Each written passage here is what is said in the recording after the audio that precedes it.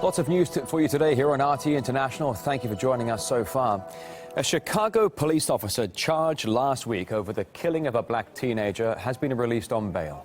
The deadly case was captured on a police dash cam. We can show you only the seconds before the shooting.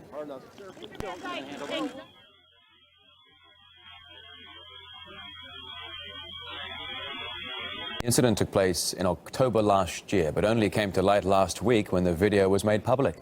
The Chicago police chief has been fired for allegedly covering up what happened. The officer fired 16 shots at the victim. The shooter claimed the 17-year-old, who was carrying a small pocket knife, posed a serious threat. More than a year later, the policeman was charged with first-degree murder, but walked free after 6 days, having paid a bail. The video of the killing has certainly sparked some protests in Chicago.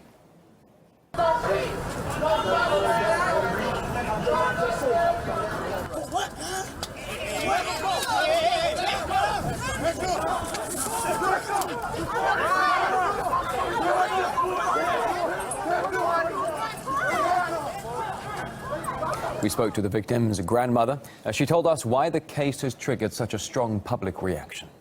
And it's people's out here, family member got, killed, by police officers too, that need justice to be done, and justice haven't been done to their family, and they still going through things to get justice done for their family.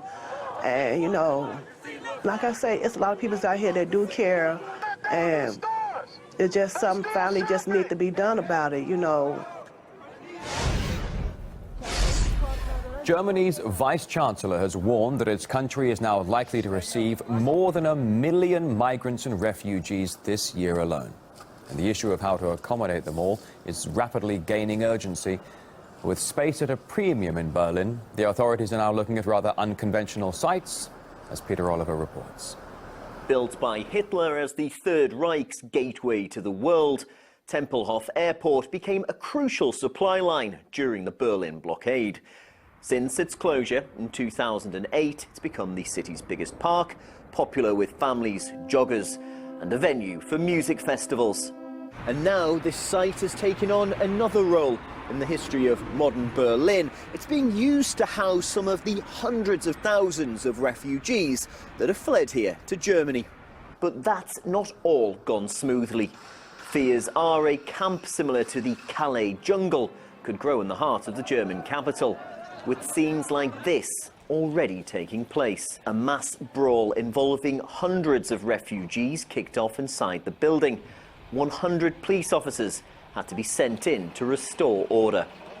The issue is that there are plenty of young men traveling alone, which leads to aggression bursting out in all directions.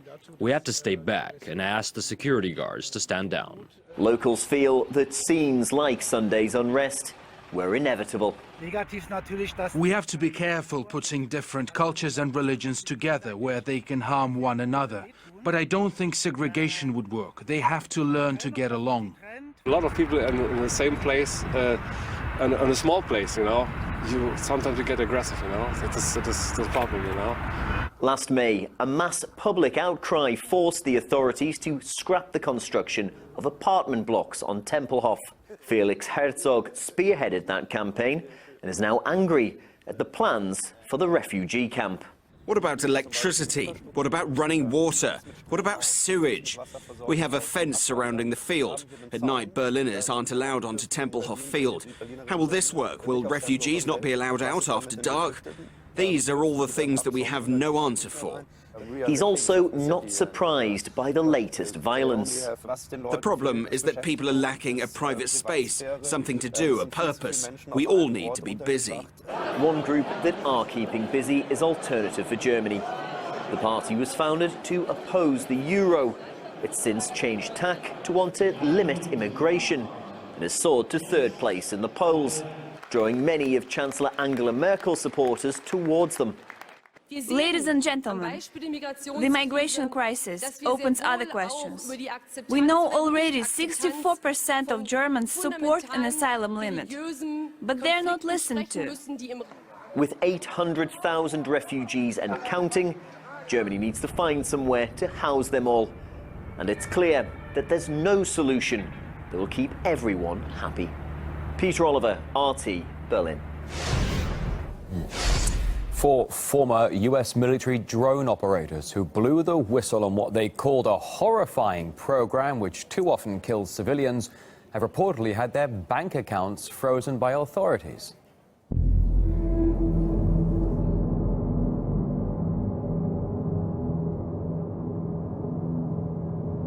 No one's going to catch us, and we're getting orders to take these people's lives. The whistleblowing operatives made a host of claims about their time at the controls, from trigger-happy orders to substance abuse. One of the whistleblowers described what he's gone through ever since he spilled the beans. I did the job for 5 years and 5 days. I have 13 direct kills, and in all the missions that I participated in, there are over 1,600 people that had been killed in that action. You know, I was trying to clean my soul, if you want to get down to the dirty of it. You know, back in February, I was approached by the FBI that said that I was on the ISIS kill list, and this happened before the UK release of the drone film. They approached my mother and told her that she was on the ISIS kill list. A really weird thing to deal with is that I've not been approached legally in any sort of manner. I've just been harassed. The former drone operators are the latest informants to be targeted by authorities. The Obama administration, for example, has prosecuted 8 people under the Espionage Act in what's been called an unprecedented war on whistleblowers. Former government service members have been slapped with a total of 751 months in prison, while pardons are at an all-time historic low. A retired U.S. official, Larry Johnson, believes the persecution of the former drone pilots is illegal. These individuals have been denied access to their finances without due process. It is a violation of the Constitution. It's a violation of the laws of the United States, but they're using the threat of terrorism and the fear of terrorism to allow the violation of laws. It's an across-the-board effort to suppress and punish those who would dare tell the truth. Any time that someone who's involved with that operation comes out and says there are problems, I think it's incumbent upon the U.S. government and the American people to listen to them. It's appropriate to kill individuals that you know are threats, but sometimes this tendency is to rely on this technology in lieu of looking to other alternatives or considering other courses of action. It is very much like a video game. When you can drop bombs on people from 20 or 30,000 feet, it is the ultimate in dehumanization.